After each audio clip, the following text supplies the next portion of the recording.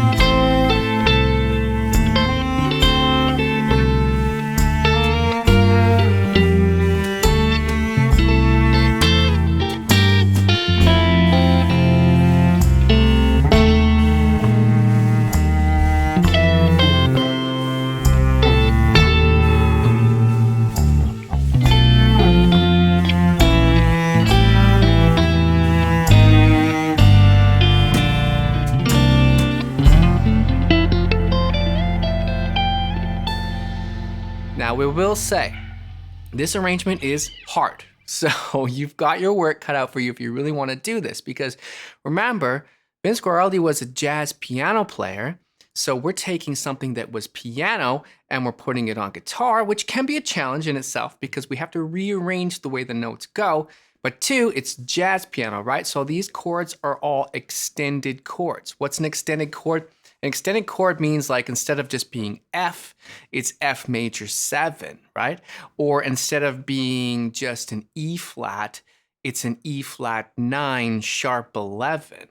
So these are all just extensions added to the chords. So I'm gonna walk you through this song. We'll talk about what the chords are, but if I had to explain every chord, man, this video would be like 5 hours long. And we're not gonna do that. So we're gonna do a little bit of put your finger here, which again, I normally don't do. You know what? But it's Christmas time. What we're doing is we're taking the melody, Christmas time, and we're keeping the melody notes as the highest pitch. And then we're putting the chord underneath. On the piano, they get to work with 2 fingers, or 2 hands, right? 2 fingers. They get 2 hands, 2 whole hands.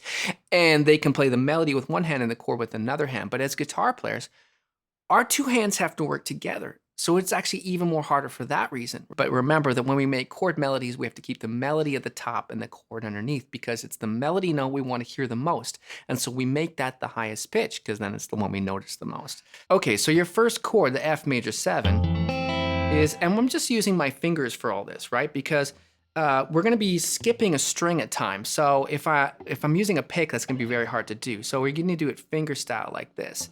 So that allows us to skip, especially the A string on this chord. Because this chord, we've got first finger on our F root. Then you can take your second finger, put it way over there at the first fret of the second string.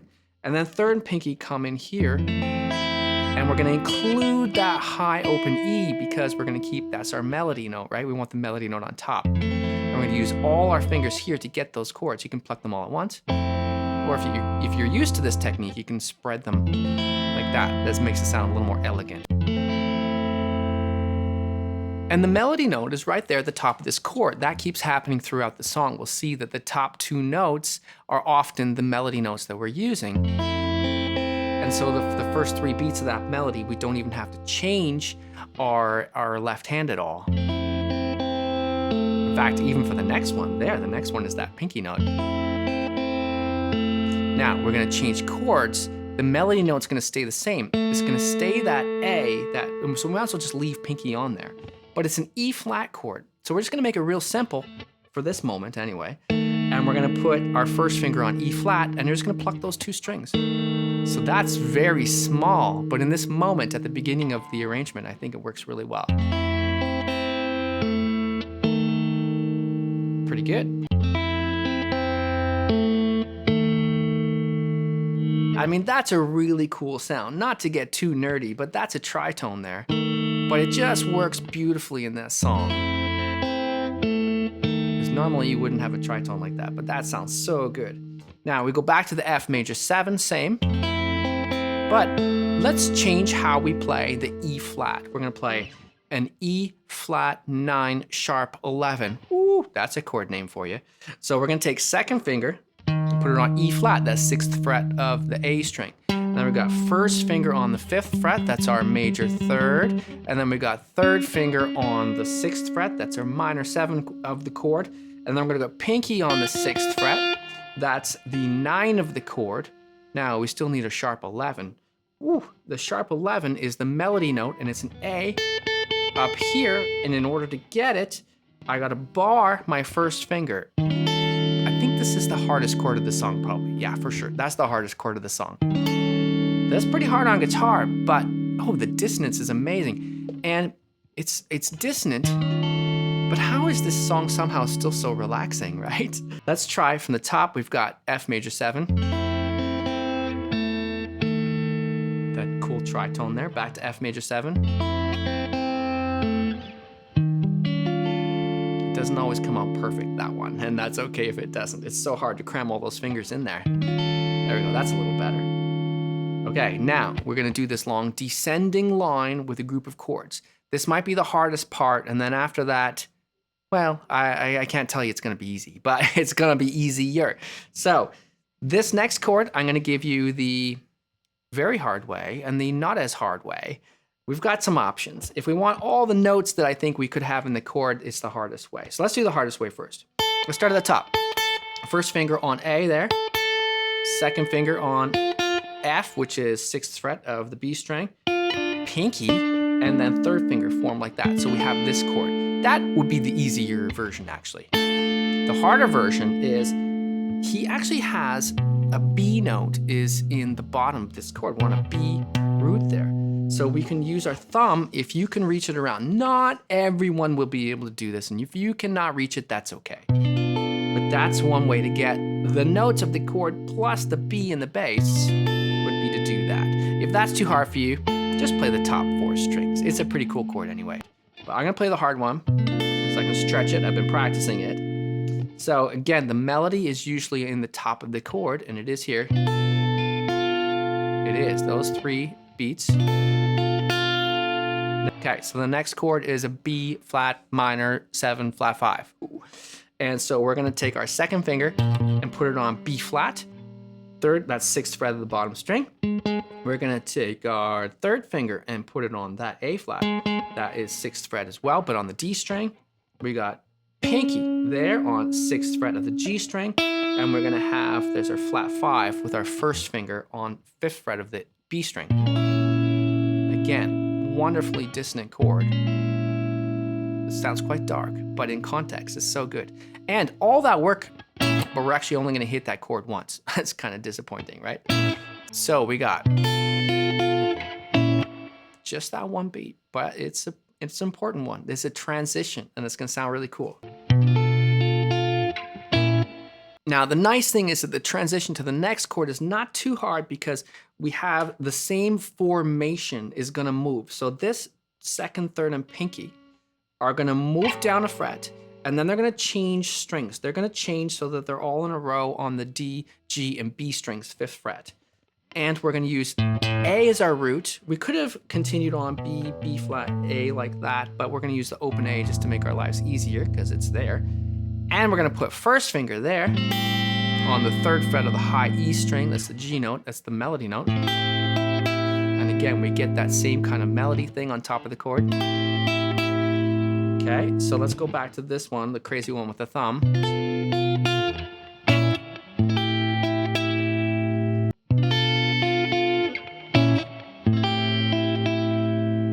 Now again, this formation is gonna stay similar. We could go down here. We're gonna go A is going to become A flat. You can see this just keeps descending, even though we used the open A, but this note just keeps descending. It's a really cool line. And so I just used my second finger on that A flat, and then I have my third and pinky on the fourth, also the fourth frets, but the G and B strings. And again, that's just one hit, like we did in the penultimate note there. So we got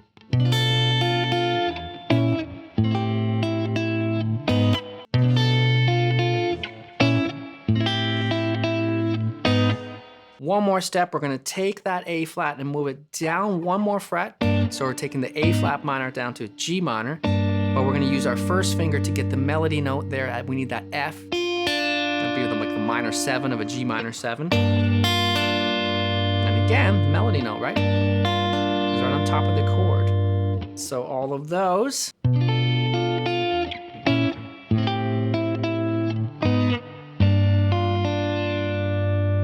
And we've got one more chord to finish off the verse. We're gonna play, this is a really cool chord. And it's easy if you're used to bar chords because you're just gonna bar the 3rd fret and play the middle 4 strings. Got a cool chord, right? That's the A, D, G, B strings. Has a really nice, that really wants to resolve, and it's gonna resolve back to F major 7, the chord that we started with. So we have, wow, now that's a lot. Now I did say it was hard, right? But let's try to put that whole verse together. And then we've got a variation of the verse and the bridge. That's it, nothing to it.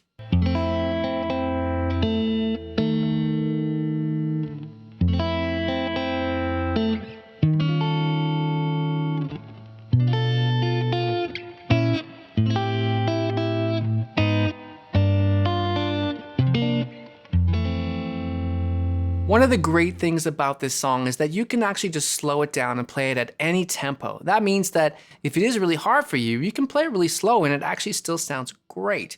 The original is actually a little bit peppy, but I like playing it much slower. And you can even take a moment to get some of the harder chords. So for example, when you want this chord, that E flat 9 sharp 11, I find that one kind of hard to cram all my fingers in there. So I just take my time to get there, and it just sounds like you're being kind of like intense and emotional or artistic, that you're taking a moment to get that chord, right? It doesn't sound bad to take that extra beat, as long as you don't have a band behind you and they're waiting for you. You don't want that. So now we've got the first verse, we can do a second verse and just change it up. That's what I did in the arrangement that I did, is I just took the same chords and I figured out other ways to play them up an octave for the first part. And then we play the second part of the verse the same, because we don't need too much difference, right? So we had an F major 7. We could play an F major 7 up here. It would normally be like this, but we need an E note to be the melody note. So we have to figure out a crazy way to do it. And it's like this. We're gonna take the first finger on F. We're gonna take, that's 8th fret of the A string, and we're gonna take the second finger on E, that's our major 7, and that's the 9th fret of the G string. And then we're gonna have our 3rd finger on A, that's 10th fret of the B string, and our pinky's gonna reach for that melody note, the 12th fret there. Now, if you can bar this guy a little bit, we definitely need to use our fingers again, because you'll notice that we're skipping the D string. We don't want that D string, but we wanna bar it enough that we can get the 8th fret of the high E there, because the melody is gonna be there. Right, so that's not quite as easy to play the melody on this one. Now, we're gonna need this note for the melody next, that note, that A, but I like to change fingers for it first before I play it again, because it's gonna lead to this chord easier. So if I go back to that first one, I switched the first finger, so that's 10th fret of the B string, to get the melody note and then lay the rest of that next chord down, which is an E flat 7 chord, but with that A in the melody note there, right? So I have my second finger on 11th fret, that's the E flat. I got my 3rd finger on the minor 7 there. I've got, that's 11th fret of the D string. I've got my pinky on the G string, 12th fret. I've got my first finger on the melody note, that's A, 10th fret of the B. Cool chord. So we go back to F major 7, switch, and And we just repeat that, right? Because the melody is the same thing twice. Now, we're just gonna descend in the same way we did before. We might as well. We don't need it too hard. There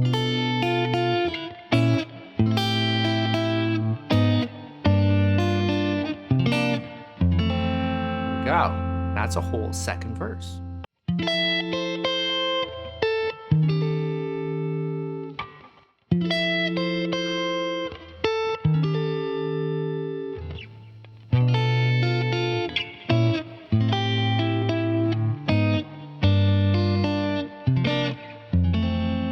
And let me know in the comments, do you guys know this song? Like, was this a song that you listened to at Christmas time? Because we used to listen to this song all the time at Christmas time. In December's, we had the old record, you know, like the vinyl record. This was a long time ago, right? And that record did get pretty worn out over the years. But let me know, is this a song that you guys normally listen to at Christmas time? So this part we would call maybe the bridge. It's a little different part. And then you would just go back and play the verse again. You could play any variation of the verse that we've already done. The bridge goes like this. We start with a C sharp major 7. This one is a pretty common jazz shape actually on guitar. It's not too bad. I'm not saying it's easy to play, but it's common at least. And so it's a perfect diagonal line. We think of pinky on the 11th fret of the D, and then from there, string by string, is 11, 10, 9, 8. And like happens with a lot of these chords, is the melody is at the top of it.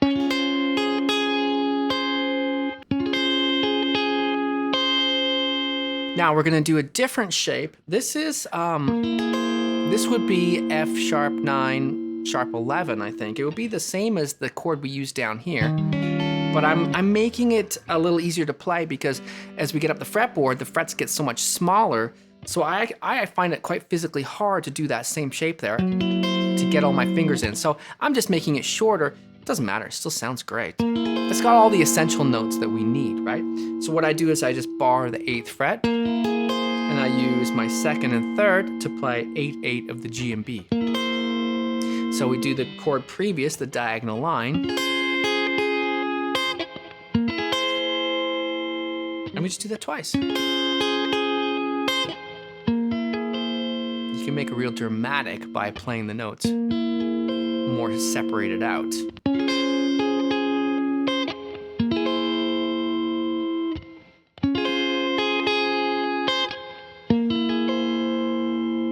Now we're gonna do an A minor, and this A minor is actually pretty common. We're gonna form like a minor triad here, which would be 10, 9, 10 from the D, G, B strings.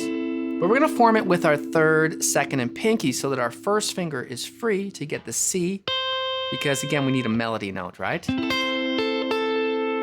And we can use the low A open if we want to make that a bigger chord. We can play all 5 strings with our fingers like that. And again, the melody is the same concept there. It's the top 2 strings, right? Now leave your fingers there because the switch to the next chord, you can leave the first finger in place, remove these other guys there, and put your 2nd finger on A, that's 10th fret of the B, and then the F sharp, which is 11th fret of the G, and that first finger stays put, right? Now we include the open D string, because this is gonna be a D chord, a D7 chord of sorts. So coming from that A minor,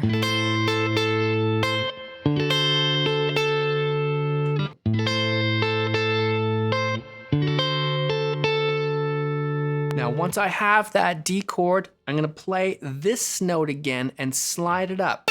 I like that slide, it actually gets me to the next chord and it actually plays the melody at the same time, so it's kind of nice. So that's, if I back up from the A minor to the D and then do that slide, it sounds like this.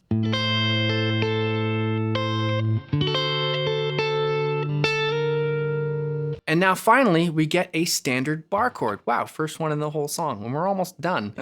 So the standard bar chord is right here. This would be a G minor bar chord. And it actually does give us the melody as well. The melody is on the B and G strings there. Just those notes, right? So we have the A minor, the D, the slide. That puts us to the G minor. Our 2nd finger's already there. There we go. Now we're gonna use our first finger to get that A, and then we have one more chord, which is C13. Love this chord. That's a great jazz chord.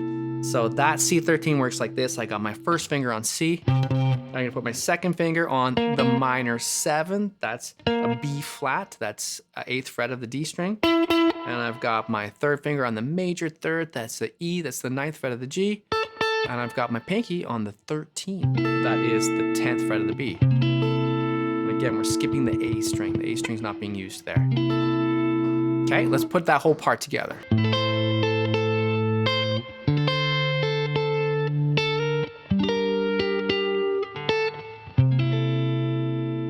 But now let's put the whole bridge together, because that wasn't the whole bridge, right? Do you remember the first part of the bridge with the C sharp major 7? That's the diagonal line. I'll play the whole bridge now.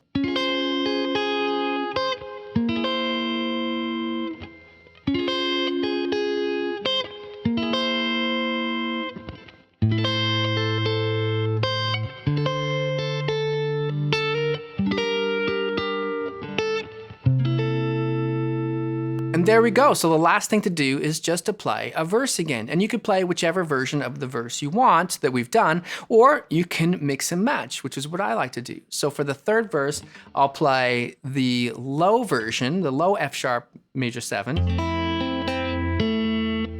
And then I'll just go up and play the high F sharp major 7 that we learned. Why not?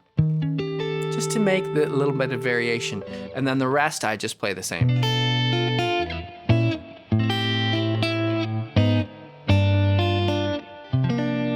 Make the ending dramatic you like. You could just draw out this chord. Or, if you do know some jazz, you could play a big F sharp major 7 arpeggio up the fretboard. You don't need it. This song is hard enough, I think, right? So if you've actually made it through this, let me know in the comments, because that's really impressive. Playing it, I mean, not even at tempo, but just playing it at a moderate or slow tempo is pretty good achievement. So well done. Don't forget, if you are interested in learning how to become a better guitar player, most specifically about how to become better at soloing and learning lead guitar and some rhythm guitar, that we've got our Patreon group, and our Patreon group is 7 days for free if you want. So you know what? You can't lose. The link is below, and I've got all my books available on Amazon, which would make great Christmas gifts.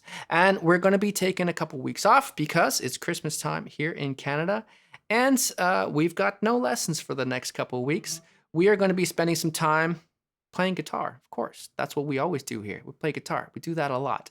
My name is Blue Morris, and I teach guitar lessons right here in Vancouver, Canada.